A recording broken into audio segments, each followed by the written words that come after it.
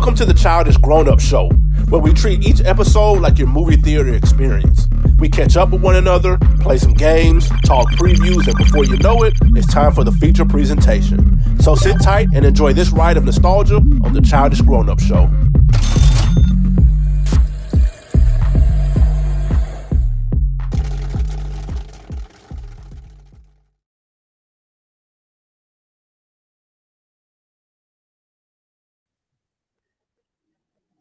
We are back again for another episode of the Childish Grown-Up Show. It's your favorite show, your favorite podcast, your favorite day of the week with your favorite three hosts that you love to see our smiles, banter, and all of the funny things and nostalgic things that we talk about here on the Childish Grown-Up Show. I am Marius Hunt III, aka Mo.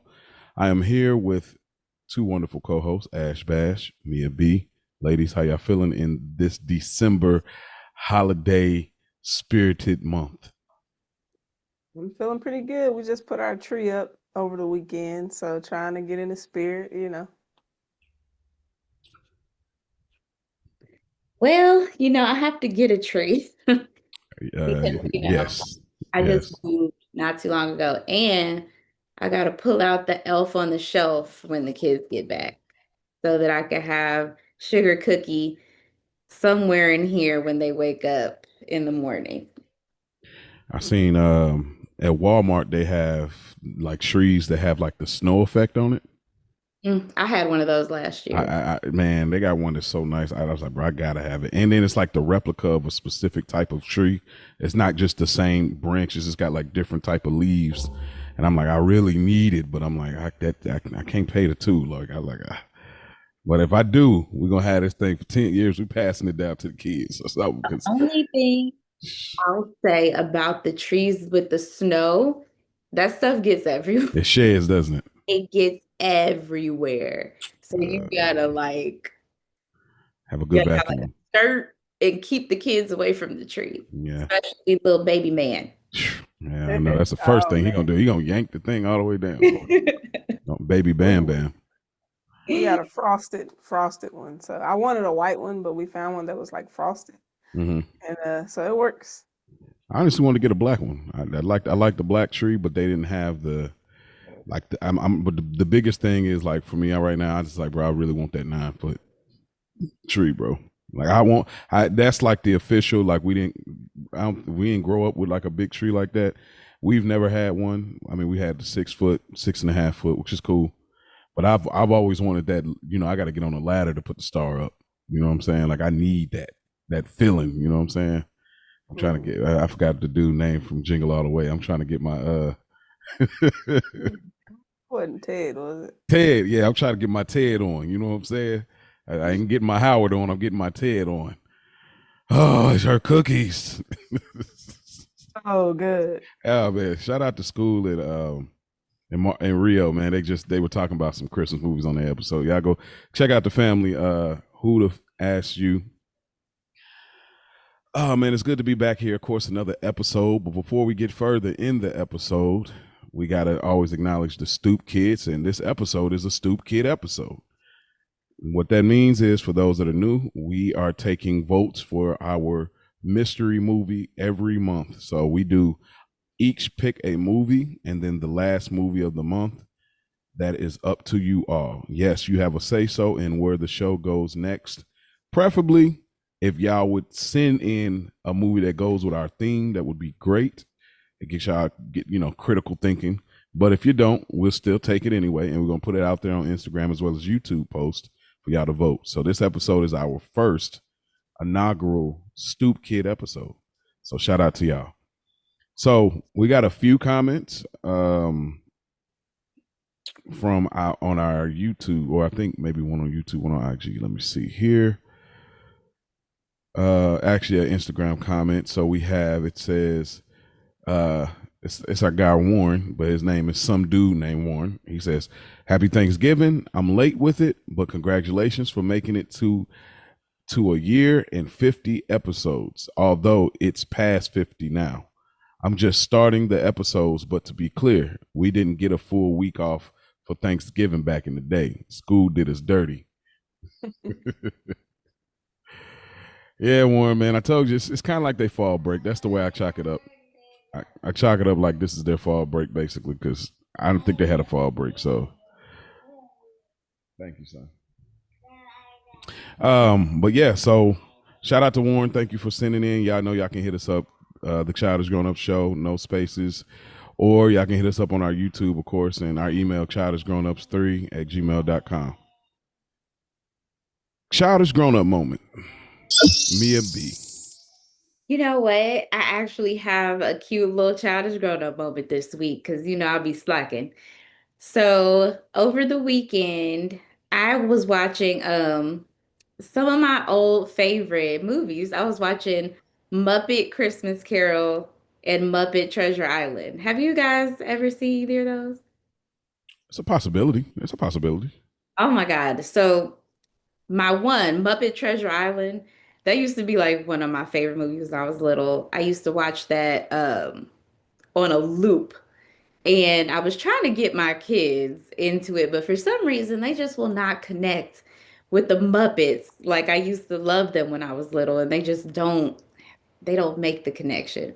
But I Mm. still like turn the movies on when they're home just to like see if I can get them to start paying attention, but they don't. But I just be sitting there singing the songs by myself and enjoying it anyway. I Mm. do remember that. I do remember. I looked at it. Yeah, I remember seeing that. Treasure Island. I'm gonna get them to like that Muppet Christmas Carol this holiday season, one way or another. Uh-oh. Is she are you spoiling something here? Oh, I would never ever. I'm Mm. just I just play it. Gotta put that in the tuck. Yeah, of course. It's fried. Too fried. We don't even know. We don't even know. When she does that, I don't even know. I still haven't quite Mm. gathered what that means just yet. When it's not about some handsome gentleman in one of these films. I don't know what it means outside of that.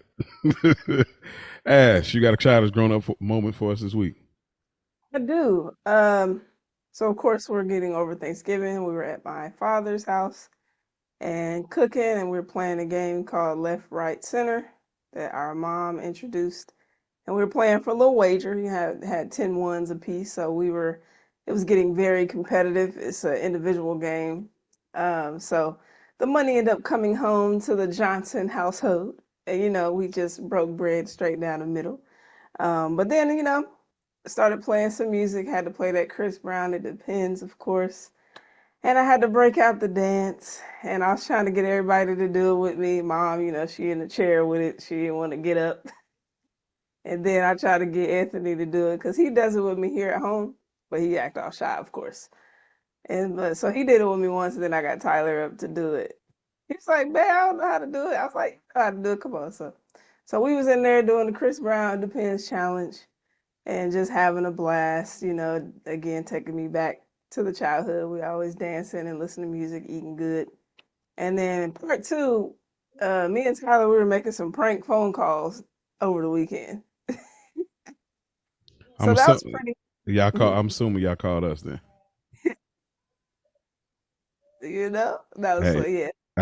I said somebody better get hurt because when I got Yeah, through, so there go ahead. there's this app. It's called like Prank Caller, and you can choose what you want the scenario to be as a prank.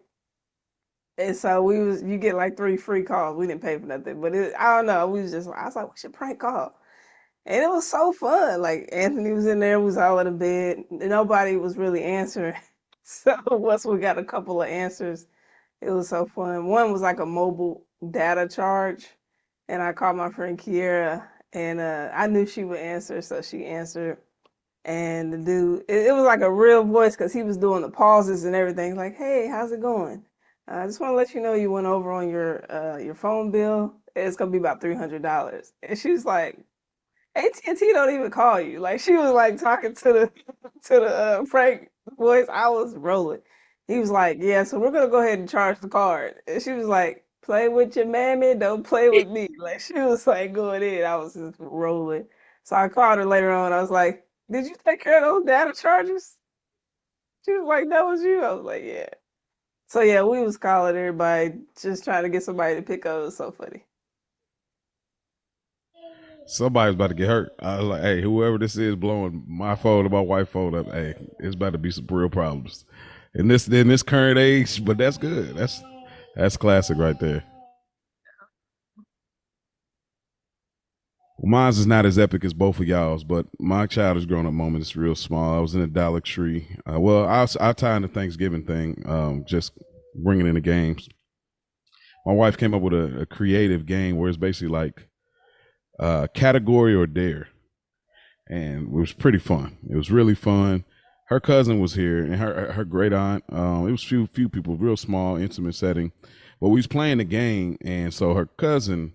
So you know me, I'm naturally a competitive person, but I read the room like I've gotten older and mature. So all right, people ain't on that. Okay, chill out. I'm not about to beat it. But her cousin kicked it up. She took a couple dares because we had prizes, and she did one of the dares where it was like you're dared to smell everybody's shoes and rank who has the worst smell and the best smell. I could not believe she did this. I thought I was gonna be like, I'll pass. You just miss out on the prize. She went over to the door, sniffed the shoes, bro. All of them. I said, no. I said when that brought out that competitive. I said, oh yeah, we getting to it. And then of course I took on a dare. I had to be, they had to wrap me in toilet paper. And so, but I was down. I was like, come on, mummify, let's go. Because it was at that point when I see people getting into it, I'm like, all right, let's go. But yeah, it was that. But my small one was I was just at Dollar Tree looking at drinks and stuff, and I seen a little energy drink. I was like, okay, cool. But I see one of my favorite characters to this day. Y'all have seen me wear the shirt on here. I seen Sonic on one of these energy drinks. And the flavor of the energy drink was peach rings. So I said, man, all that is so much nostalgia in it. The can had Sonic on it, the rings, peach rings. We grew up on that, all that, just that little drink. So and it was banging too. Like let's be very clear, it was good too. But yeah, that was really my nostalgia, childish grown up moment of this week. So, but I hope everybody had a great Thanksgiving. Everybody ate good and had some fun and laughter. Like I said, we on the Childish Grown Up Show are making Thanksgiving great again. How about that? All right. Ash. All right, it's time for the Flash with Ash. I do have one quick question. What y'all do with that toilet paper they wrapped you in? Well, they didn't use all of it because I was definitely like, hey, one roll. Like, hey, listen, in this economy, one roll. Okay, I was just about to say, what are we doing? And they didn't get all the way finished with it. They got about halfway from the head to like waist. And they just like, all right, you got the prize. I'm like, all right, cool. But it definitely was savored. It was still useful. The one that was on me we tossed, of course, but what was left on the road kept it. Okay, my man, just checking. All right, so it is time for the Flash with Ash today. We do have some trivia, Mia B, your favorite. So we're coming in off Thanksgiving, feeling good. We're going to one-on-one, one of our favorites. So, before becoming a sportscaster, Flex Washington played professional basketball in the NBA. Which of the following teams did he not play for? Los Angeles Clippers, the New York Knicks, Chicago Bulls, Orlando Magic. My guess is this is a guess because I have no idea. Chicago Bulls. Okay. I'm gonna say Orlando. Final answers? Yeah. Chicago Bulls is correct. Hey, the He guess. did not play for the Bulls. Hey, I'm getting guesses off now. Boy, last week I went 3 for 3. Who knows, man? I'm circling C on my Scantron right now. Hey, man, definitely circle C. Okay. The next one, we're coming in with girlfriends. One of my favorites. List 3 of Jones' boyfriends' names. This should be easy. Yeah, we can work together on that. Right? So dang, what's William? William. She did date William. She dated William. That's a sex addict dude name. I can remember the faces. I can't remember the name. Brock was one, and then there was actor dude. Actor. What's his name? Nelson Neil? No, it was I know it's there. Right there. It's right there. It's right there. You don't look better than Denzel. Denzel. You really don't think I can? Well, because I have the marathon episode in my head. I just keep like. Okay. Well, okay. What about the sex addict dude? Can we figure that out? I should know that one. That's I think he had like a really black name though. Darius. Yeah, not I don't William and remember Brock, right? Darius. Man, was the actor name? Was his name Alex? No. Something? No. I'll So be. William and Brock so far, right? Yeah, William and Brock. I'm trying to think anybody later down. That's about all I got, man. Okay. Unless she dated somebody early in the series before it was like. Okay, there was a boyfriend ex-boyfriend who came to a party with Tony. Oh, the dude from Eve show. Uh-huh. But I definitely don't know his name. Daryl, man. Davis. What is it? Davis. I don't know if that was Davis, yeah. They don't count. They wasn't. That wasn't her boyfriend. That was it. Damn. Yeah, that was close though. They were, the will they won't they thing. Yeah. God Dang it! I was hoping that was the it. men's names: Brock, William. Give up? No, no, Ashley. She did. I'm leaving here with something. You're not gonna do this to me. I You're want not a gonna. hint. You want a hint? Yes. All right. I did one of these names. I did a trivia on before. She dated the dude she thought she was pregnant by. Big girly hips. The girly hips, yeah. I don't know. The name, I ain't got it. I'm No, okay. No. Okay. Wait. Okay. No. We're not giving up, Mo. Okay. Dedication out here. Dang. Now if it was like boyfriends on girlfriends, I could name 3. Names because I'm getting mad. Hold on. Oh, Let's start with an A. No. I'm going back. I gotta think about this actor, dude. I think that's our best bet if we can. I'm telling you. Best bet. So Brock was who she left so and so's agent. He was. I ain't got it, man. I will spend all day here, and I ain't got it. Yeah. Gotta give it our best college try. Okay. So we said William, because William is William and Brock. And then it was, you know what? Tap out. I know we're gonna be mad about it. I'm about to be so mad. Big girly hips, Marcus. I never got it. Sean, the sex addict. Sean. He what was the actor's name? Ellis. Bro, I was this close. I said Alex. Alex. I was about to say Aaron. Bro, that's pretty close. Alex, Ellis. Charles was the dude from Eve. Yeah.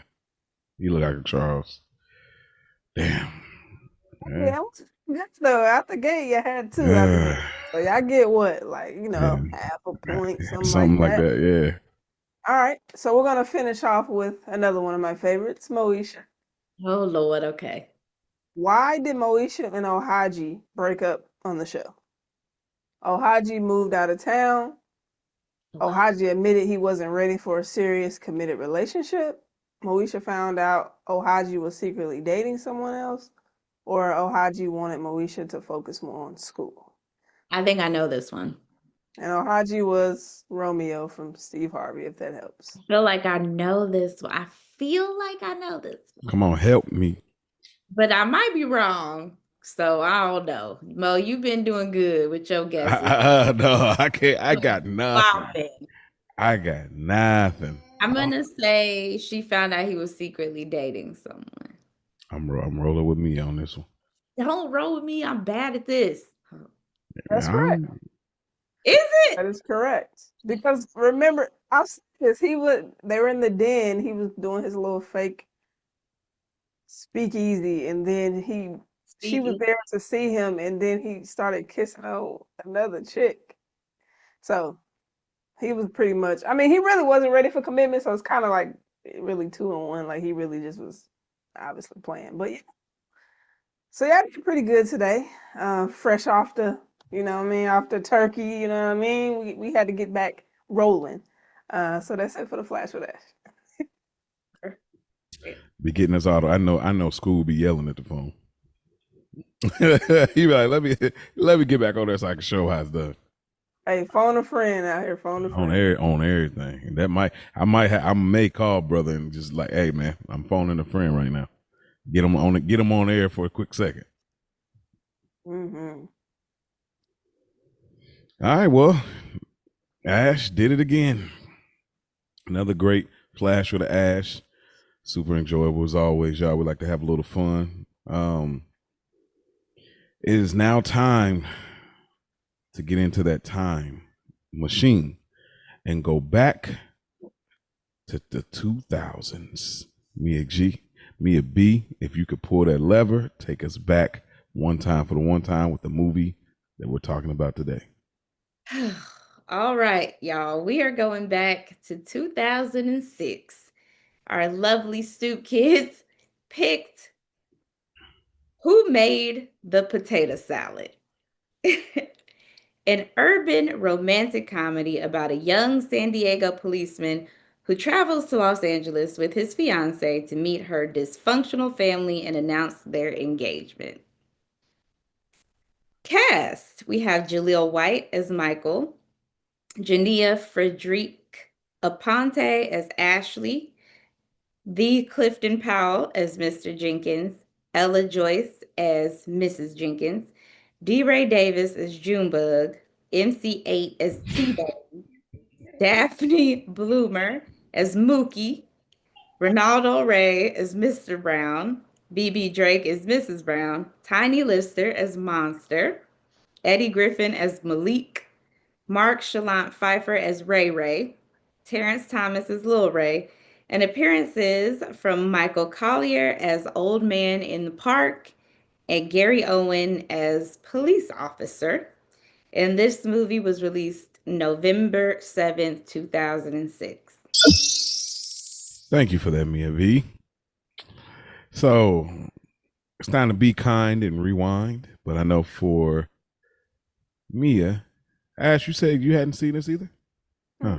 I guess I don't know how me and Daddy seen this. It must have been one, I don't know. But I guess it's a press play for both of you. So Ash, I'm gonna start with you. What was the experience like watching this 2006 rom-com? It was right. I never, like I said, I feel like I remember the dinner table part. Maybe it was like a preview or something, like, because that did look familiar.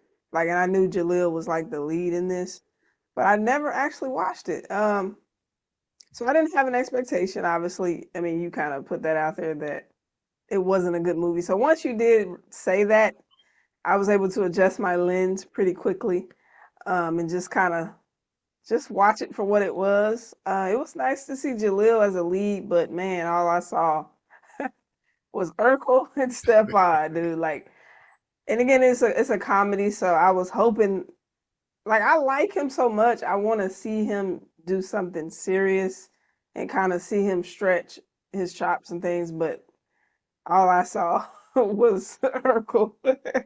So, I mean, he didn't have to really do too much in this, but it still was nice to see him as the lead. Um, I mean, it wasn't a good movie. It has some humorous parts to it, so there was a little bit of humor in there, but yeah. Mia B.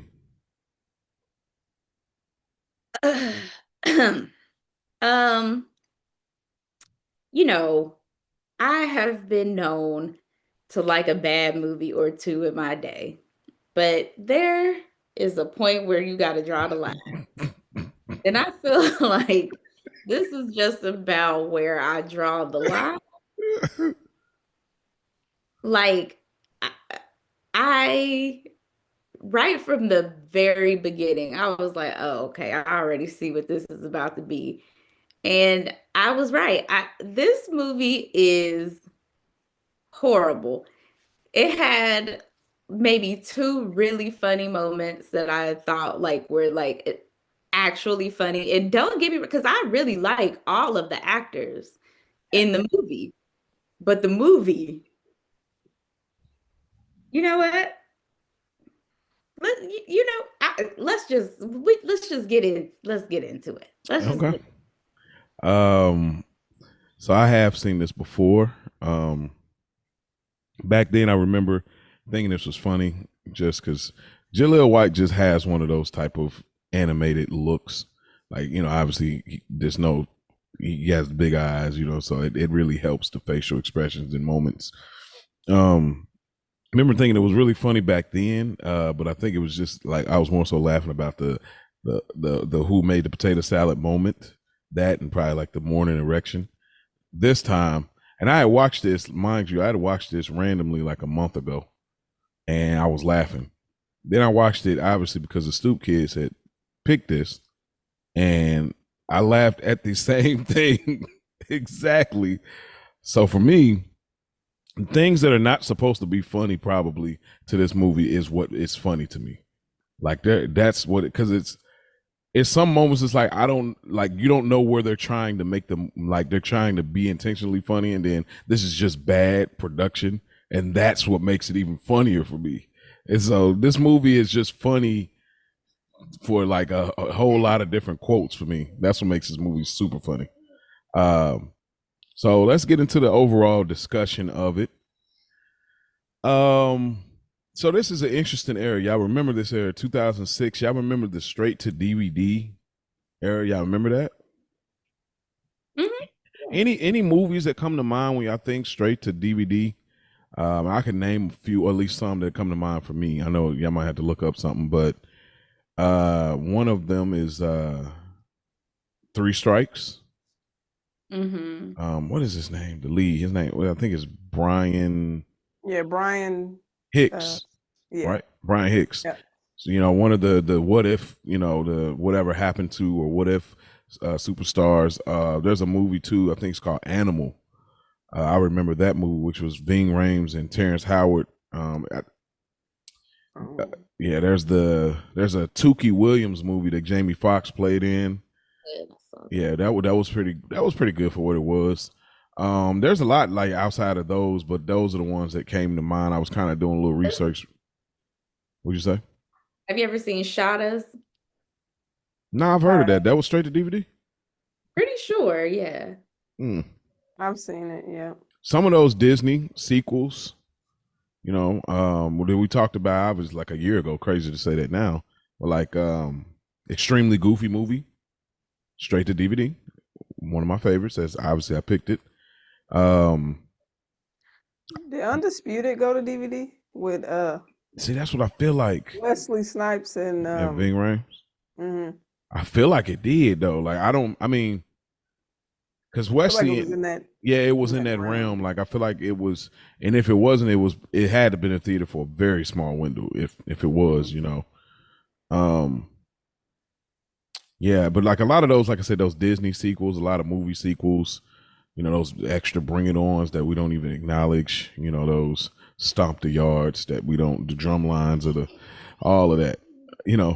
But yeah, it was an interesting era to me where you used to go into the video rental store and you would like, oh look, they got such and such in this, and this movie fits that like descriptor as far as like you see like, oh, okay, look at this cast, because when you get enough of known actors in this era, you're gonna rent it out regardless. And this movie's super fried, so my next question I wanted to ask, how much does it matter to you that the family likes your significant other? I guess on a scale to What's a scale from 1 to 10? Um, for me, I would say a 7. Okay. I'm very, very close with my family, very family oriented. So I wouldn't say everybody has to like them, but there are a significant group of people who, if they don't get along, it's just not gonna work. Hmm. Yeah, I was going 6. It matters to me as well. Um, I can't say it'll be a deal breaker. It depends on what they're seeing and what they're picking up. Like it kind of got a line. Like I might not see it right off, but it just depends on why you don't like them. Like it You can't know just what? be you know something crazy. I'll agree. I'll say maybe the reason does matter. The reason matter because if your family is just being ridiculous, then it's like, Hmm. okay, y'all tripping. But if they can if there's like a genuine like beef where I can see that there's like a real reason, there's something, even if it doesn't necessarily directly affect me, but it's something that would cause a true riff, then yeah. Yeah, I would say that same number, but that would make us go trips. Or wait, you still sticking with 7? Yeah, I still said 7. Okay, then I'll go 6. Same, like same reasons I said. Like I feel like 6 is like it does matter. It's over the halfway mark. It does matter, but to a certain degree. Like not a super like 8 and 9 would be like it matters a ton. I feel like 7 is like okay, it matters some, and then 6 is like it matters some less than. So yeah, Jaleel White, man. So he's actually has done some films. I don't think he's been the lead in too many of them, but he's been in a few different movies. What does I just want to give him his flowers here. Not that he needs them at all, but what does Jaleel White? Obviously, Family Matters and things that he's been involved in, or just the figure that he plays in our life growing up. What does he mean to y'all?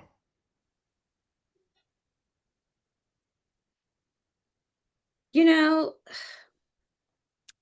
I really, and I hate to say this because I know this is something that a lot of actors in his position struggle with.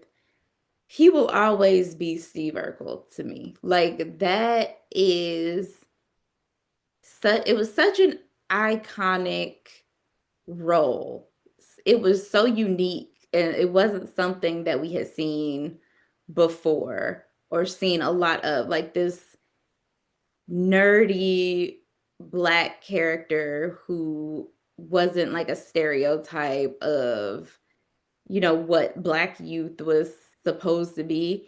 And I think that he wasn't even supposed to be a lead on the show. I think that character is so iconic that it's hard to see him, like Ashley was saying, it's hard to see him in other things and not think of that. That show was just so much a part of my growing up that it's embedded in my brain, and I love him for that, and he will always be an icon, a legend for it. I wish that he would have been able to branch out and do other things a little bit more successfully, but, I'll always give him his flowers and revere him as the legend that he is for what he did. Hmm. Ash. Yeah, Mia hit it on the nose. I was gonna say a legend for sure. The quotables that I do that. I mean, Hmm. the whole Family Matters was Steve Urkel, like Hmm. pretty much, and then Carl too, because Carl was in there getting to it. But Hmm. yeah, I still have high hopes. I always root for like the underdog, but yeah, it's just hard to unsee him as that character. But I still feel like maybe if he gets the right role and it's or even just on a series, maybe like a show series where he's like a serious character, not like a cop, because I feel like that's like a easy transition. Like Hmm. they'll go straight into like a cop because it's still like Yeah. Cops still have a little humor, you know what I mean? It's kind of still easy to be in your comfort bag, but something more, I don't know, just a little more serious and maybe, I mean, he would have to probably wow me so much to make me not see Urkel, but yeah, man, still iconic. And if I do see him on something, I will be looking forward to seeing it, you know. But if it's comedy, then I'm like, you know. Yeah. Yeah, same thing. Y'all touched upon everything. Like obviously, like I mean, at one point we're watching Family Matters in the '90s, saying I'm about to watch Steve Urkel. Like we're not even calling it Family Matters. We're just saying I'm about to watch Steve Urkel. You know, so but for me, I always I don't know. I just don't have that same issue. Like, not issue, but I never, and it's probably an internal thing because of how I am.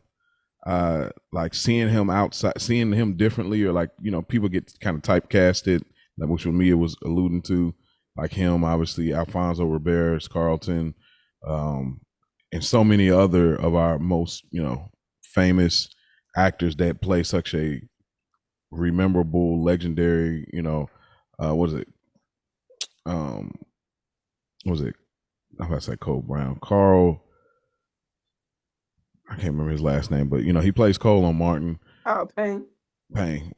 But I think that I don't know. I just think people can be multiple things, and I think there's always the opportunity to do it. I watched a short reel of Matthew McConaughey, and he had stood on business when he said, "I'm not doing any more rom-coms." And he said they kept sending him scripts, they kept going up on the millions, and this he said, "I'm not doing it anymore," because he wanted to switch genres. He wanted to say like, I'm more than that meets the eye. And what I've said on here before, but I'll say it here again.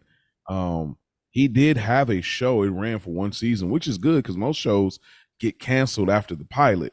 So he does have the show Grown Ups. I would strongly advise anybody watch it. It came out in 1999. It ran from August 23rd, 99 to May 22nd, 2000. It got canceled obviously after one season, but it's 22 episodes. And he legit was like that guy in there, and he had like his two white friends, and it's called Grown Ups. It was cool, and I mean, again, I get it. People see him as Urkel; it's so iconic. Here's what I don't like, and we'll move into the movie.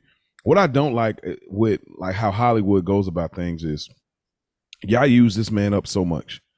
Y'all had Urkelos, y'all had the Urkel dolls. You know what I mean? Y'all got all these Urkel products. Use this man up, and then when this man is trying to like branch out and do something else, like y'all can't assist this man, help this man, link him with the people after all the millions of dollars that he made y'all from y'all branding the character of Steve Urkel. Like, this man had cereal, bro. Like that's the part it always upsets me a lot when I think about Jaleel White. It's like y'all like really got everything off, and y'all can't like we're gonna sex you up nicely, which maybe they was doing him a favor when it came to Grown Ups. But so yeah, I just wanted to have that kind of brief Jaleel White. But yeah, Jaleel, if you ever hear this episode, you ever looking up people reviewing your movie, man, look, love you, and I appreciate you. And I don't think it was that difficult. He got a movie called July 5th, something like that. So I may check that out. The cover looks a little more serious, so who knows? I'll look at the trailer, something like that. But all right, Stoop Kish, I chose this movie. Let's get into the movie. So I just got it broken down into like relationships, so we can go anywhere y'all want to go. We obviously know, like we've already led, this is not a good movie. But we've had great conversations around movies we didn't feel were good. So let's get into Michael and Ashley's relationship. What do y'all think throughout this movie? How do y'all think that she did as the love interest in this movie? Because it was there was moments that were good, and there was moments just like, I don't know if they chose the right actress. That's how I felt at moments. What do y'all think about the dynamic, and because they dated, and just lay it all out. They dated a little over a year, so that's the understanding of it all. And obviously they're in love, and he wants to make her an honest woman and things of that nature. So what do y'all think about their relationship? Um, I feel like we didn't really get a lot of it. It kind of went into like him proposing to straight to meeting the family. So now it's more so them and the family. Only had like small interactions with them two, like alone, and trying to get freaky here and there. But it's kind of like the proposal when he proposed, like when he was at work saying, "Oh man, I got this fire proposal set up. It's gonna blow her mind." Sweep a woman off her feet. Then we get to the restaurant and you propose to me outside the restaurant. What are we doing? I'm cold. Why are we standing out here? You want to propose to me before we go in? That's already trash. That's giving But 80-20 energy. Like you got a side piece somewhere. Like you trying to keep it down for real. that was terrible. Like I'm like, because I'm thinking, the way you laying it out to the fellas is gonna be. But anyways, we got proposed to outside the restaurant. Um, I'm trying to remember her reaction when he did propose. Oh my God. Yeah, that's about Like, it. oh, okay. I'm like, was They she could have really casted me. like, As, no. was she really like geeked about it, or was it kind of like, didn't, these are the things. it didn't feel like, mm, it didn't feel like a fit to me. And that's the Uh, tricky part. I'll say, just you can continue, but it's like I don't know how much the director versus the actor plays a part in those moments because they do multiple takes. We know that, mm, but it's like okay, play it this way, play it that way, and then like who makes the choice on which take to go with, or does she do all her takes like that? Like this kind of very downplayed. That was definitely an issue. But go ahead. And the budget on this bad boy, they it's might not low. have had that many takes to do. You might be right. They ain't had that film the way. Yeah. The script wasn't really good either. So it's like maybe if it would have been, if they would have wrote something better for her to kind of get into it. I mean, his little speech, it was alright, but oh yeah, just again, I didn't feel like we had enough to really make a good read on their relationship before getting into meeting the family and obviously deciding to get married. But um, what's his name, Michael? But Mm-hmm. yeah, he was getting on my nerves too because you weren't standing up for her at any time. Like they both were getting on my nerves. But there was a couple of scenes where I felt like he should have said some things, and he was just keeping it PG. Like he was like Jake, is his dad Jake? Ain't that That's his her. name? That's her dad. Yeah, Jake. The boy is soft, but that's all I'll say for now. Like, All right. Well, man, what you think about? Because we'll dive a little bit more into it, like as far as the family part with like their two's dynamic. I don't know if it was her acting that was throwing me off or if it was just the script. She didn't have a lot to work with. Mm-hmm.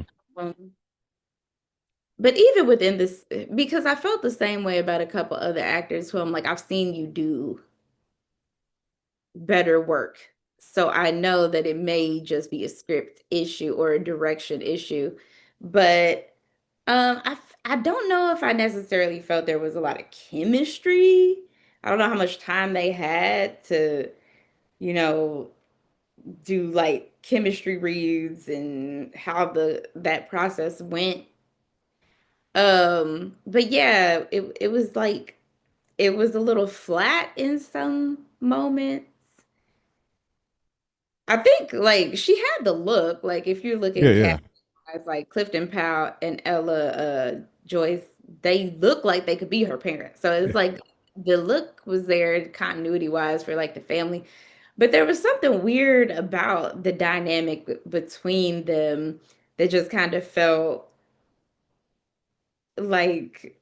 like Ashley was saying, it just felt like, and this of course is a script issue because why aren't you defending him more? Why isn't he standing up for himself more? Like it was just a weird vibe. It didn't curl all the way over, but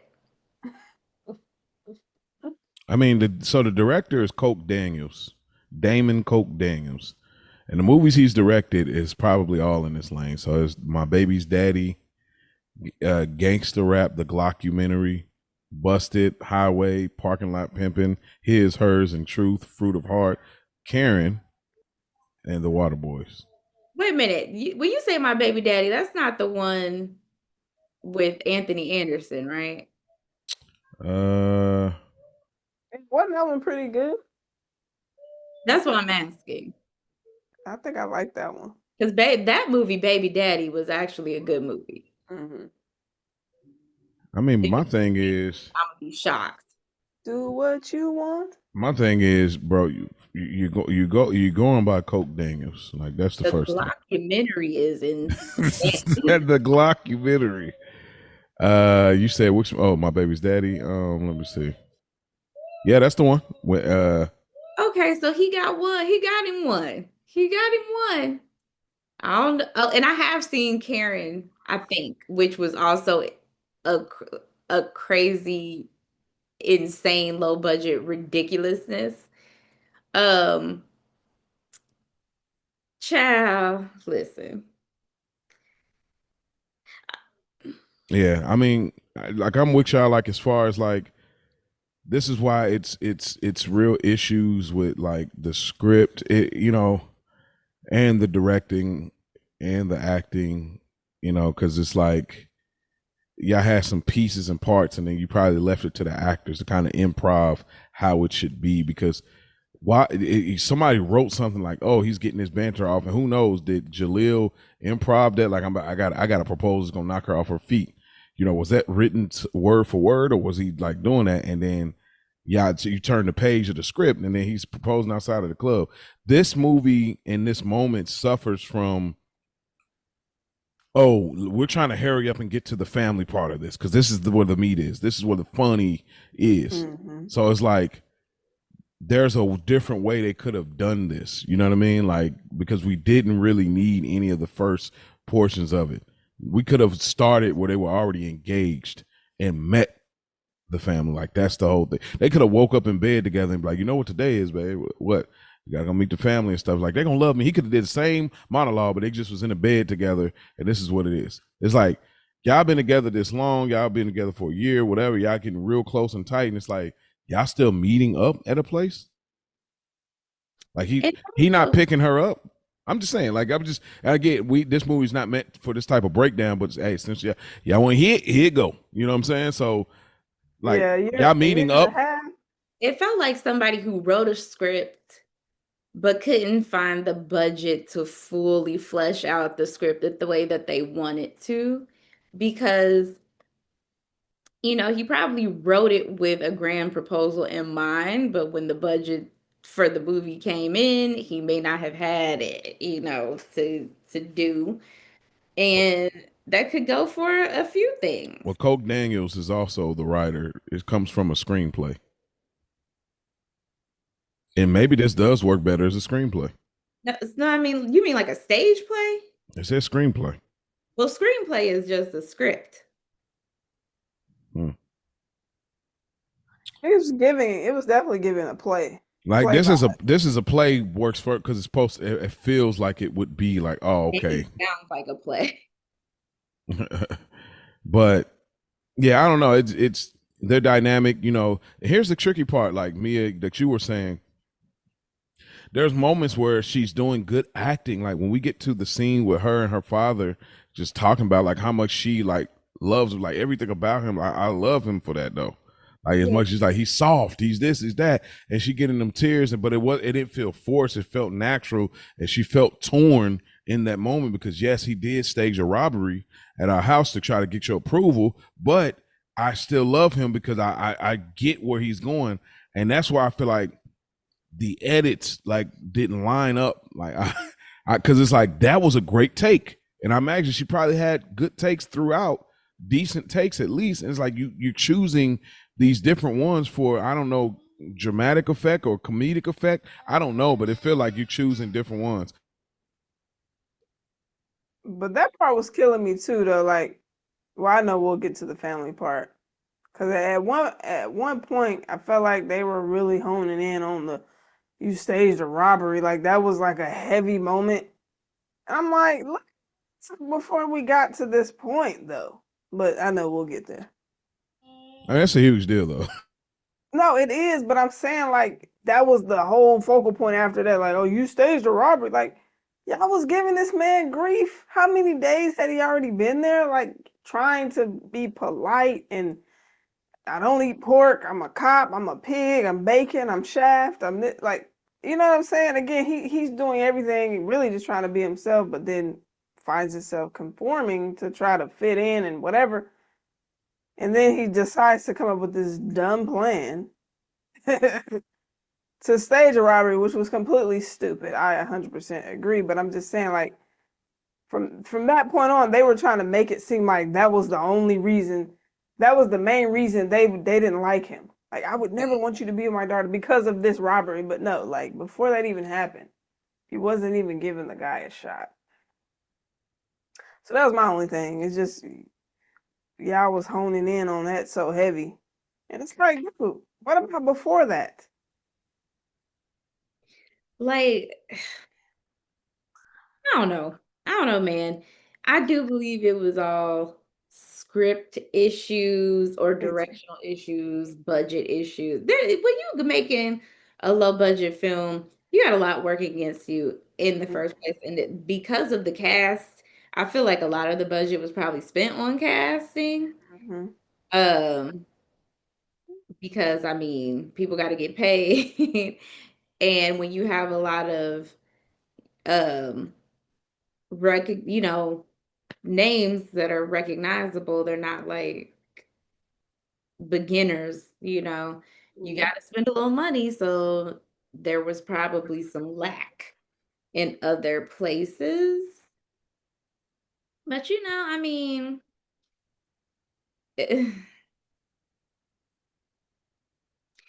yeah, yeah. Yeah, that's clearly where the money went is on the actors. I mean, we talking Tiny Liston, who was in Friday. You know what I mean? We know him as Debo. We're talking, Clifton Powell. These are legendary. Some of these are legendary actors. These are legacy acts. So yeah, that's where the money went. It's like, oh, we can get all these people, and then clearly you didn't have an editor. You didn't have a. It's so much there, and it's just like, yeah, it. I mean, it works in this era, and that's the reason it's straight to DVD. It will never see the light of day in the theater, but like that's why it is that. But back to the relationship,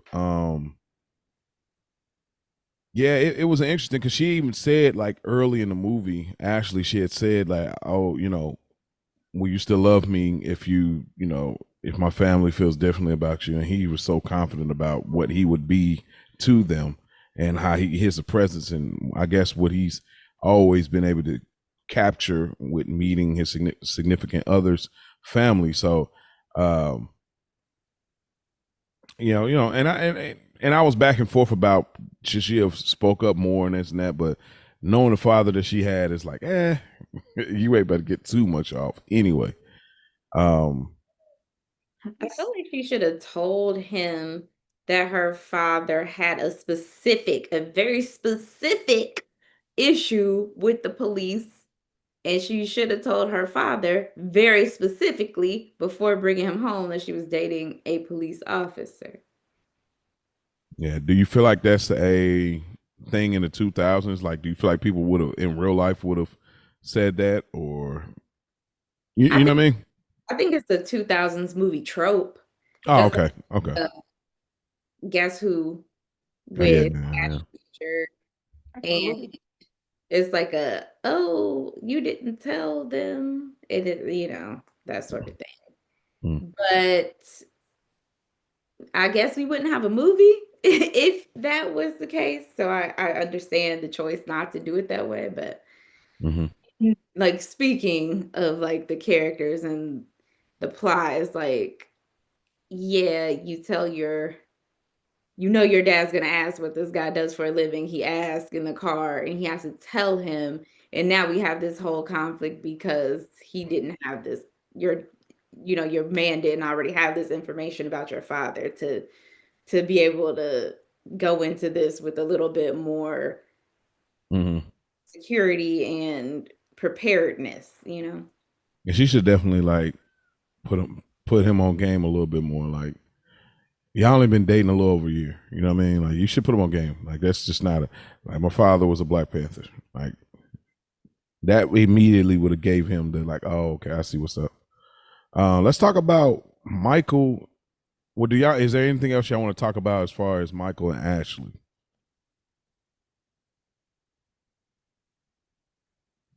Okay.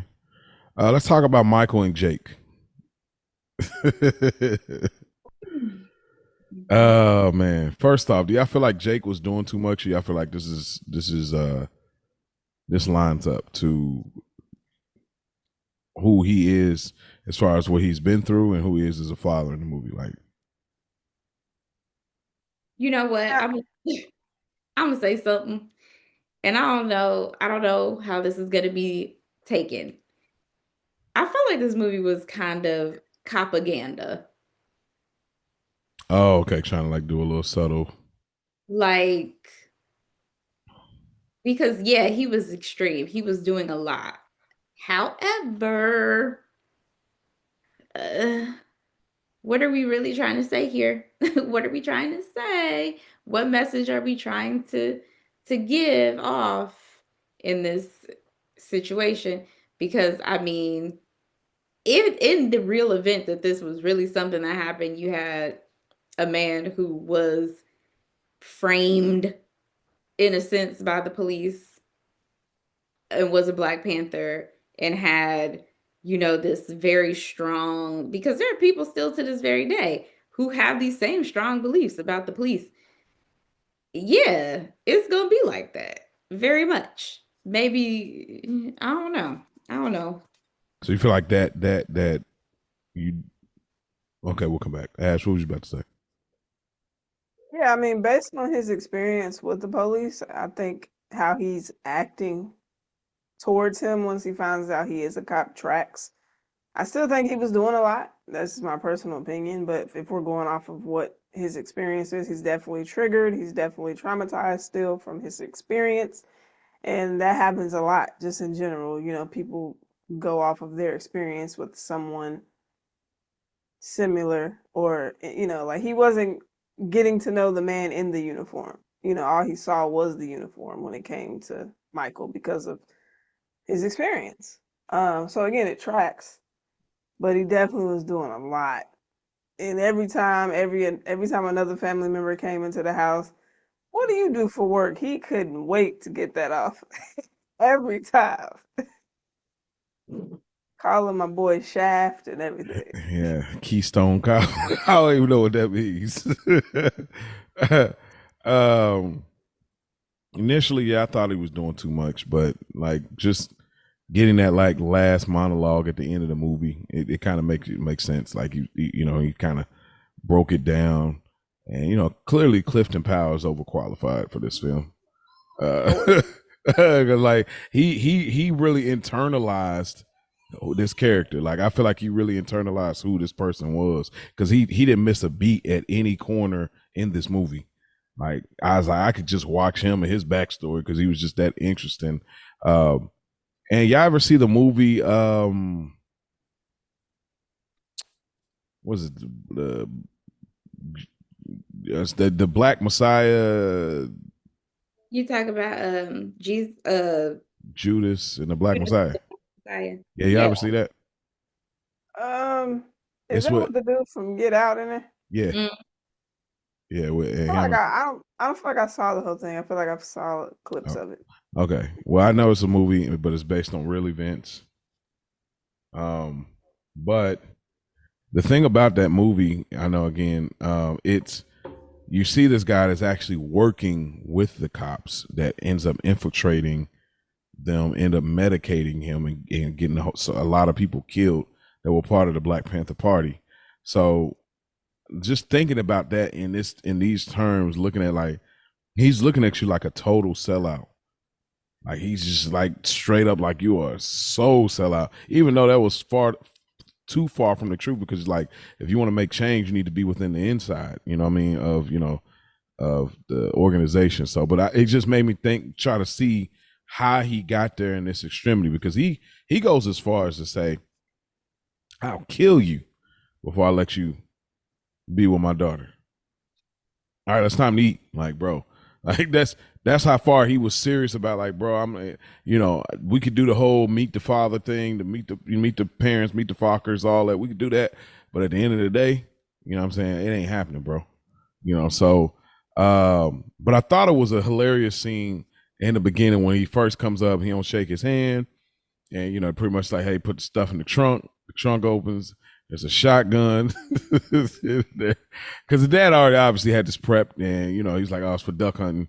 But then, as Michael puts his bag in the trunk, a pack of condoms fall out, at least the box. But the fact, bro, that's what made it so funny. I'm banging your wife. Good. Like, I thought about it. Yeah, that's what it said. That's all I'm saying. Ash always go clock that. Hey, justice was in effect. If nothing else, go clock. The justice was there, and that's what made it so hilarious for me. Because it's like, it's not only am I banging your daughter good, but this is what I'm working with. So that made it so, because his look on his face was so like, I don't even know how to take this in right now. And obviously, it leads to one of the funniest quotes in this thing or whatever. But interesting thing. Jake just couldn't get past that at all. Is there anything y'all want to talk about more as far as Jake? I mean, I guess if y'all want to talk a little bit more about the like picnic barbecue situation with Jake playing cards with these two dudes that, like, do y'all play cards all the time? Y'all don't know anything about each other, or like these just random dudes and this is what y'all do in LA? Like, you know what I'm saying? Like, and then, complimenting your wifey, and his wifey to be, you know what I'm saying? And yeah, that scene, that's what I was wondering. I'm like, are these his friends or definitely not friends? Like, yeah, like, because the way they talk is mad disrespectful. So yeah, that was a moment where they were completely out of pocket. And I'm like, whoa. So shout out to Jake for saying something. But Michael was looking crazy in that scene. Like, yeah, I don't know if they were talking about the mom or the daughter. They're talking about both. When they said that second statement was crazy, but and you didn't say nothing. Nah, never. You're looking bad out here. Never. Like, you really a sucker. Like, that's what I'm saying. He looking crazy. I'm marrying you if you can't stop playing. That had me so hot. Yeah, he was like, what the is going on? Like, are you kikiing and ha-haing with these dudes? They talking about your girl, and let's be very clear, like, that outfit was nasty. I know it's the 2000s, but the scrunch shorts, bro, with the strings, that was with the flops, that was nasty, bro. Like, that outfit. Oh, that was. Hey, y'all go back and look at the outfit. Listen, that outfit his girl was wearing was nasty. His outfit was nasty too, but that was definitely 2000. But hers was like, bro, I can't believe, like, you're wearing like the swishy cargos, bro. The swishy with the strings, you can tighten or loose. Like, all right, but anything you want to say about that scene, Mia? You guys said everything there was to say, but I agree. Like, this is just another, I don't know, I guess a script issue, because it's like, is he trying to impress the father, or is he trying to like fit in with the friends who aren't really his friends? Because what exactly are you going for here? What type of like man are we supposed to believe that you are? That's a good point. Because they're obviously not a protector. Zero fun. Yeah, that you're right. That should have been a point of I'm rolling with the father. If he, instead of doing the stage robbery, this is the moment. Like, who you talking about? That's my future mother-in-law. Like, what y'all talking about? Like, that's my wife to be. Like, watch your mouth. Anything like that. You know what I'm saying? So that's a good point. What am I about? Come on. Come on now. Michael and the family. Anything y'all want to talk about that? Obviously, the family is extended. You know, we see what is it? Junebug. Um, well, we see the aunt and uncle. We see the grandparents, which are Ashley's mom's parents. So Oh, now this is the golden moment right here. Because I love Ronaldo Ray.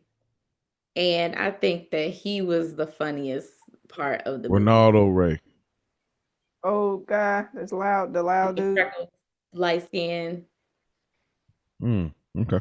grandpa. The was that the uncle, the one that had the kid? He was the brother, or Okay. I think wasn't she like his wife Mookie? Wasn't she the one the related? family I don't member? know if I understood which one of them was actually related.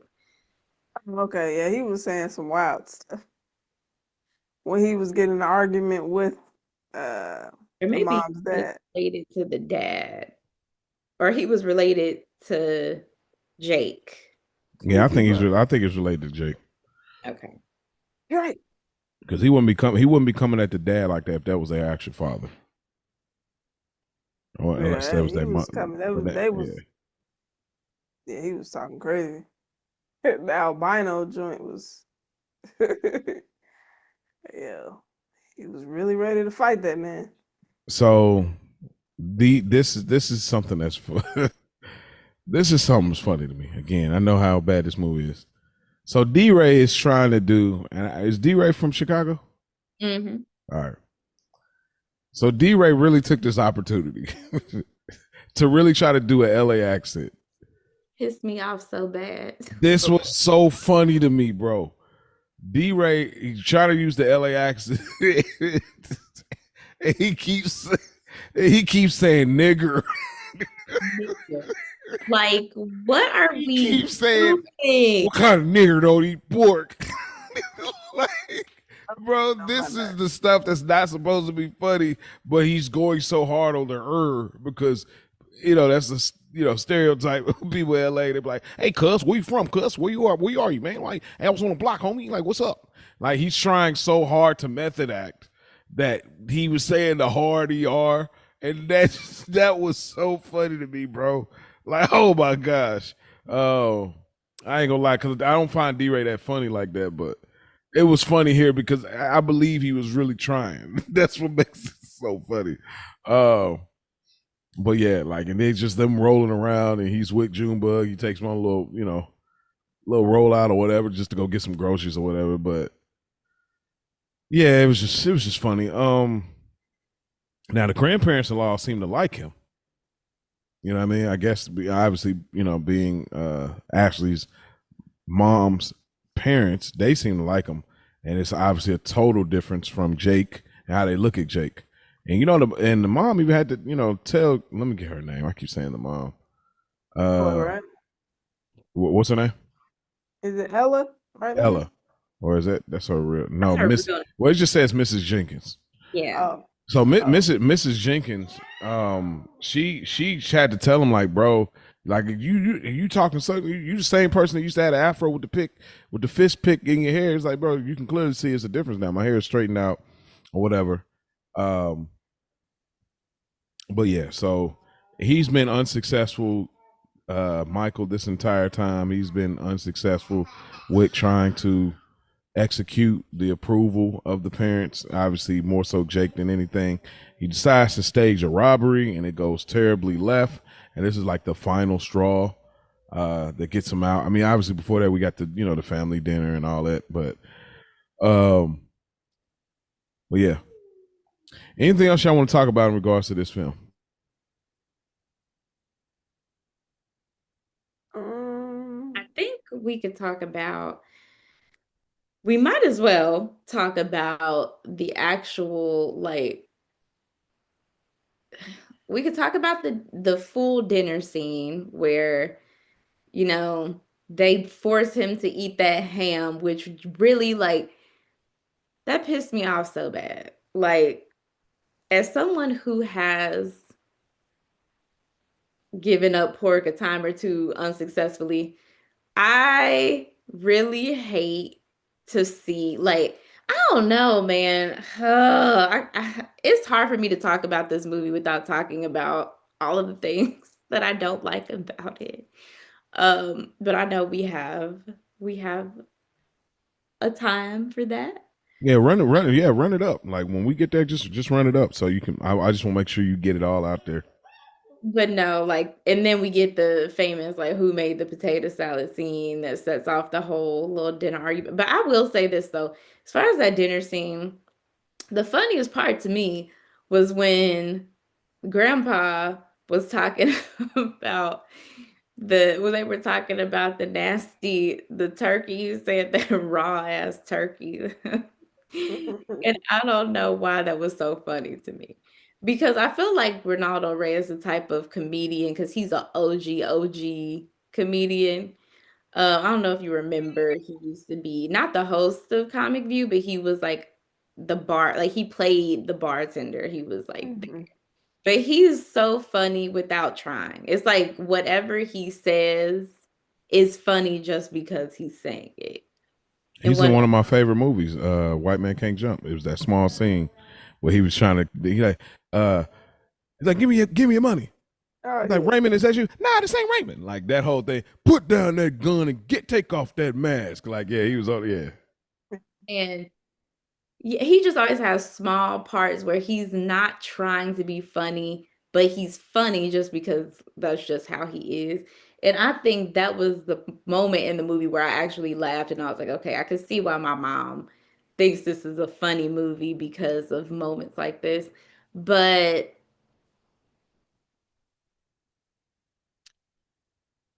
yeah, I think the characters were so over exaggerated, like uh Ray Ray, the cousin, like, who was supposed to be country, like, it was just my bad, y'all. I don't know how to turn that off. But my he was so overly exaggerated country, and just like Junebug was so overly exaggerated, like LA gangster who you could tell wasn't, like, it was just, I don't know. I don't yeah, it's there. You know, like these movies, like people did this. They just didn't execute it well. But these movies were. There's ton of movies like this, even on the white side. Like it's tons of these extreme, like that don't even make sense, but it's funny type of thing. On the other side, it's executed better. It's you know. Ash, anything else you wanted to speak to it in regards to the film before we get into the other stuff? No. I mean, I think that when Tiny came in, that was a little funny scene Mm-hmm. when he come in and sit on the couch in between Ashley and Michael, He was and like a he little leaves him. space. Nah. I mean, he literally macking your fiance. No, I don't care nothing you got going on. He giving you the side turn, and he's like, "I'm a." What he's gonna say he was a cop, and then that was just funny. I think that was a funny scene. Um, but yeah, that's all I got to say. Yeah, like I said, this movie. Shout out to the Stoop Kids. Of course, y'all wanted to hear us talk about it, and it's been talked about for the most part as far as plot goes. But it's not really a deep movie. There are like I probably found this movie funnier than them two. But I'll get more into like what's funny about it in a later section of this review. So with that being said, Ash, character you relate to or identify with the most? Actually, just on as we were talking about in the open discussion about wanting your your family to like your partner. Um, yeah, so that's what I got. Oh, I don't have anybody. I really didn't. I didn't vibe or see myself in any of these characters, No, really. Mrs. Jenkins. Nah. um, I got Michael. You know, it's just you just never know what you're walking into. Like you can have a whole idea, like you feel like you're a stand-up dude and all this, and you have no idea. And you have to go through all of this just to get to the point. You know, I mean, now I wouldn't have done some of the things Michael did, but I've definitely been there where it's like the dogs get sick on you. Like you meet the father, and then you mess around, meet the uncle too, and now they got you. You know, they got you out here wilding just to because you're trying to you're doing all this for your girl. So definitely Michael. Uh, get to stepping character you could do without in this movie, or the movie didn't need. Mia. I said Lil Ray, the little boy. I don't know. It was just like it didn't serve any purpose, I guess, for me. Mm. And I almost said monster too, because we already had the whole Malik situation, so I didn't necessarily know what was the purpose of having the monster, except for just to further make Michael look like a punk. That's a good point. They did make a good statement though. It's like, see, that's why you can't poop now because you don't eat vegetables. I said, hey, listen, that's real. I swear that's real. Like I don't want to eat no vegetables now. You got a hard time. You got them big Ash. Low key, Malik probably could get out of there. I didn't even think about putting him in there. I did say Junebug. I don't care because he was getting on my nerves. I just wasn't buying the gangster from LA, and then the ER was killing me. I was like, bro, I cannot, like, get him out of here. I'm not buying what you're selling. So, I definitely have Malik.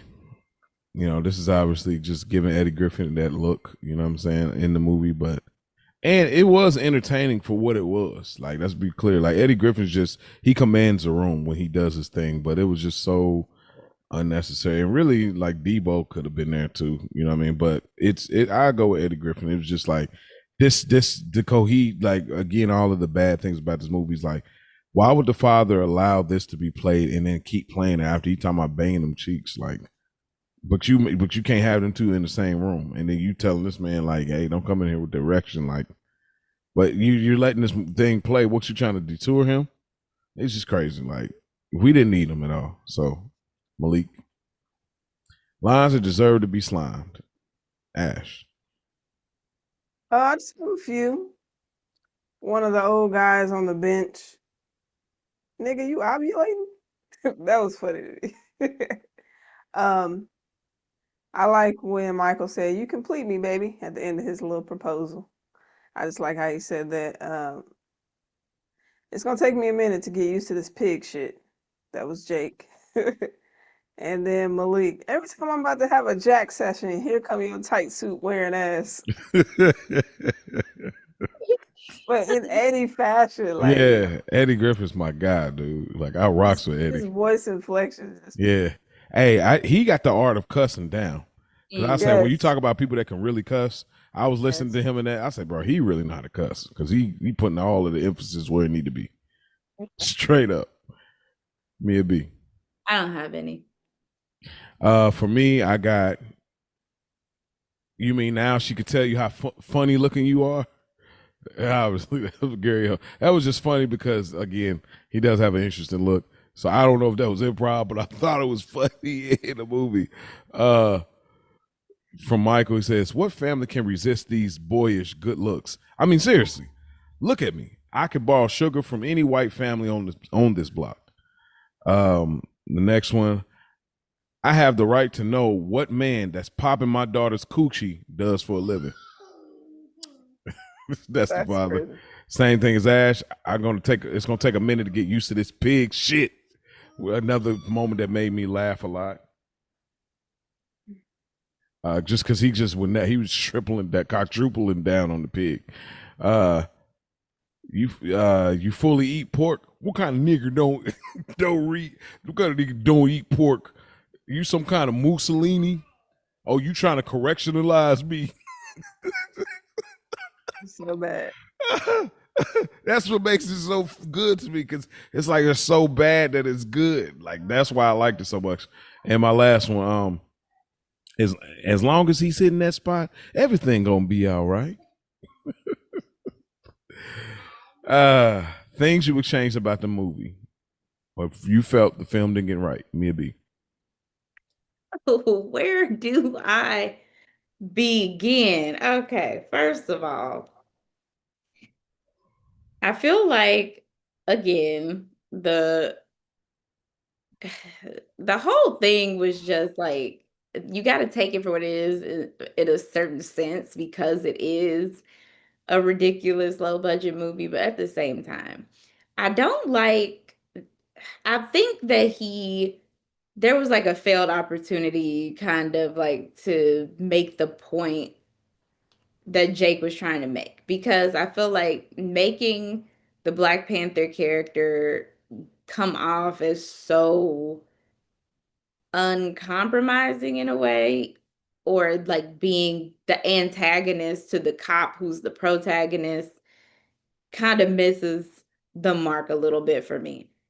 Um because all that is very valid, and like the conversation that Jake and Mrs. Jenkins had in the kitchen, where she's like, it's not the 60s anymore, and I've changed, like, making the point that her hair is straight now. And I feel like that is just a little tone deaf to me.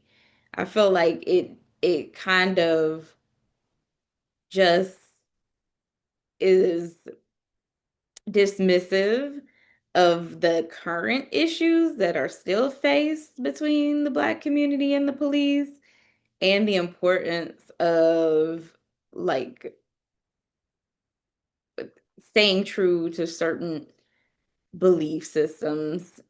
And when she made, the point about like, she doesn't have afro anymore, and just like it was just a little tone deaf at certain points. Like, not to say that I don't love a lot of movies where the police are the good guys. Like, I love Bad Boys. I love Rush Hour. We have a lot of good propaganda that actually hits the mark in a lot of ways and doesn't have this tone deaf portrayal of such an important topic. And that really kind of bothered me about the movie. I tried not to pay so much attention to it, but that is something that just missed the mark for me.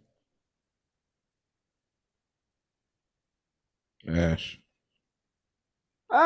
There's a lot of things that wasn't right, and I didn't write them down. Mia said it beautifully, a lot of the issues here, but I just took it for what it was. I already knew. Like, once it started going, like she said, like once I realized what this was about to be, I just was like, the list would be so long. So, but I did notice Michael didn't have a wedding ring at the wedding when he didn't have a ring on his finger. Yeah, the continuity issues, it's just so much. For me, more scenes or time with Michael as a cop, and more time with Michael and Ashley before we get to meeting the parents. Like, we just need it. I get it. It's a rom com. We're trying to hurry up and get to where y'all feel is the funniest interaction and what this movie is supposed to be about, meeting future in-law. I get it, but like, just y'all didn't drop us in the right time place. Like I said, y'all dropped us where they were in the bed, and it's like, hey, you know what today is? It's like, okay, then we can spend time with them, getting showered, getting prepared, packing their bags, and that whole time y'all could build us like understanding they've been together for a while. They've been living in an apartment together, and now they're taking it to the next level. Like, you know what I mean? But it's like y'all still pulling up separately to a restaurant, and you proposing outside on the concrete with your knees, like, you know what I mean? It's all that don't work. The end of it, like, I don't like that Michael never really won Jake over in movies like this. That cliche, the typical format of how they do movies back then in this time. It's like he got to do something that win him over. But what wins him over is his daughter. So it makes him look even more like a sucker.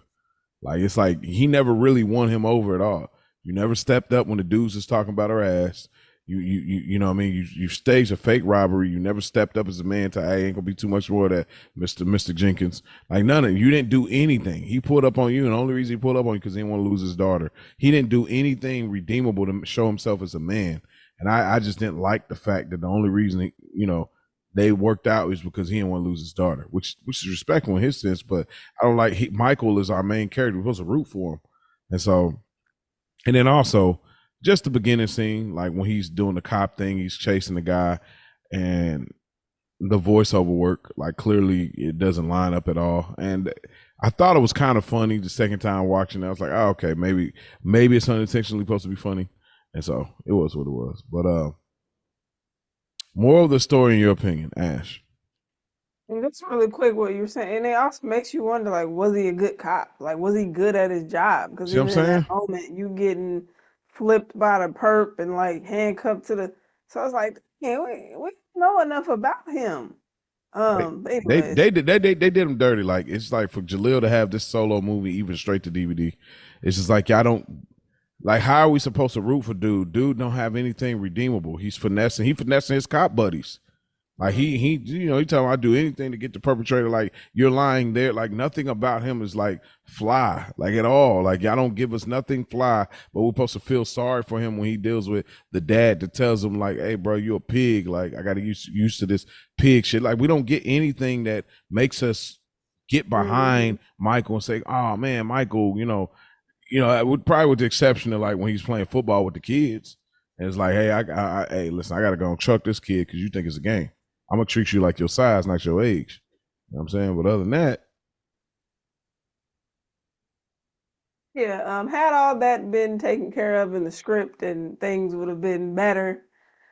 The moral of the story for me is don't judge a book by its cover. Like he didn't see nothing past that man's occupation. Okay.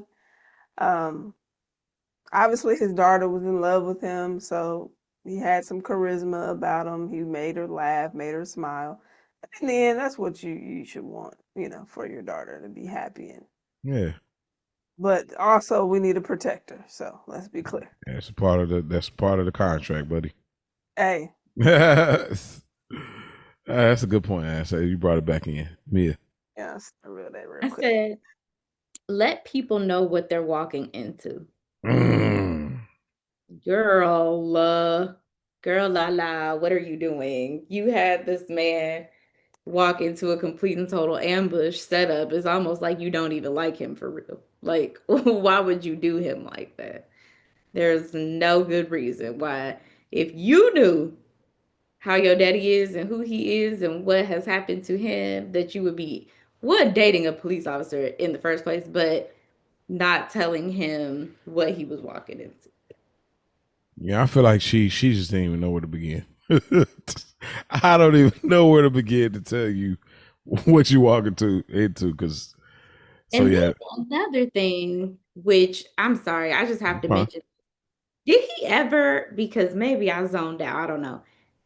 Did he ever say why he did want to be a cop when they asked him, like, why would you want to be a police officer as a black man in America? Did he ever give a good reason? I feel like Mm, that was also a missed opportunity to mm. make us kind of feel like, oh, okay, well, maybe his dad was a cop or blah, blah, blah. He never Right. said We why. we got that in Rush Hour. You know what I mean? Like Yeah, we like, we get a small scene between Jackie and James, or we see why his daddy and his daddy was.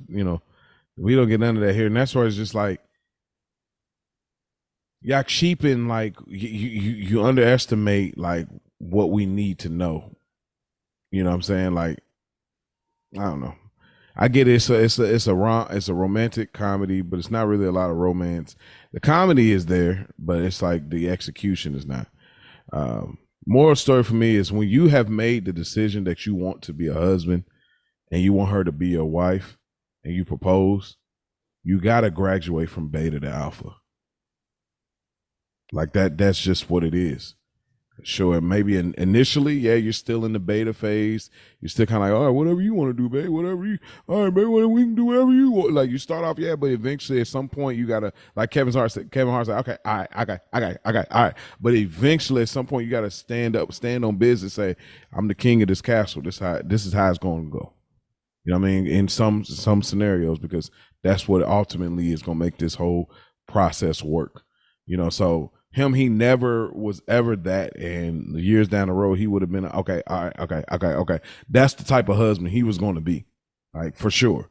So he's like, that's the moral of the story for me. Is like you got to graduate from beta to alpha, and he just he didn't do that. And I was hoping that he would have done that through meeting the father, say, okay, I'm gonna walk away. I'm like, nah, we gonna do this for now, whatever. But we didn't get none of that. So that is our episode, man. Hopefully that was pleasing to y'all, but y'all know this wasn't a good movie, so I couldn't have expected a great review. I think that's just what it is. But hopefully y'all think a little more and see where we go next.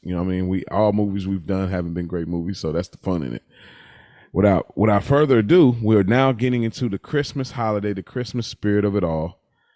Excited about it. Y'all see our backgrounds if y'all on YouTube. We're getting into that. And now we'll get into the rotation. So the next movie pick is on Ash Bash. We have no idea. We don't discuss this before we get on the episode. So it is truly a real-time reaction. I have no idea where Ash is going. So the floor is yours, Ash. Thank you so much. All right. We're staying in the 2000s. Okay. Taking it back early 2000s. This is probably my favorite Christmas movie. It has laughter and it keeps you glued to the TV when you see it come on. It's not your traditional Christmas movie. This particular actor, this is our third movie with him in it. So I am going with the one and the best, How the Grinch Stole Christmas. Jim Carrey style, baby. Oh, man. Listen, I thought about this movie a lot. You know what? That's crazy. I thought about it a whole lot. I said, man, listen. But go ahead. You know what's crazy? I was really struggling for a minute. I'm like, yo, we Out the gate home runs last year. I was like, hey, I'm like, what am I gonna pick? Because I might think of anime. I'm like, let me see what's in the anime bag. Don't you worry your little head. But I was like, The Grinch, duh. This is my favorite movie. You know this, bro. That's always been my favorite. I did not know that. This has always been my favorite Christmas movie. I did not know that. And another Jim Carrey, you know what I'm saying? We did Liar Liar. Obviously, he was in Justice for Jim, Batman Forever. And now we have How the Grinch Stole Christmas. Dang. Mia, what are your thoughts on this? I'm here for it. I love How the Grinch Stole Christmas. You know I love me some Jim. We love Jim. Regardless how he looked in a onesie. We love Jim. Even though there was no justice, but Listen, he was real tight, but we love Jim. We do. I'm excited. I remember. Well, we'll talk about more about experience with it. So I'm not going to even spoil it here, but I'm excited about it. Definitely want to talk about the Grinch. Considering, I don't know if y'all have seen it, but there is a Grinch tree at Walmart. The tree that kind of curls over and it's like kind of that lime greenish. Considering it, but the only thing is it's not really a wide tree, and that's kind of it's a narrow tree, so that's kind of, you know what I mean. It's like I really like the concept of it and build a theme around it, but the narrowness is throwing me off. Needs some weight to it. You know what I mean? Needs some, gotta, But good pick. Okay, I'm excited. Again, Stoop Kids. Y'all know what time it is. We'll be reviewing the Grinch, the live action. This is now the time to start submitting your movie. So how y'all can submit y'all movie that y'all want us to review and put up for voting. The Childish Grownups Show on Instagram, no spaces. childishgrownups3@gmail.com. That's our email, or leave a comment on YouTube on one of these videos. But this is the time. Get in early so yours can be one of the choices for people to vote for. I'm going to say this one more time. Get in early because this is the time for one of your picks to be chose for us to review. So don't miss your opportunity. Anything else y'all want to say before we get out of here? No. All right. Well, y'all heard it here, man. Hopefully I enjoyed the review. Looking forward to getting into the Christmas spirit on the next episode. Y'all get in, get warm. Time to snuggle, put them thick socks on, turn the heat on, get the hot chocolate. It's that time of year, baby. Where the candy canes at? In the meantime, in between time. Peace out.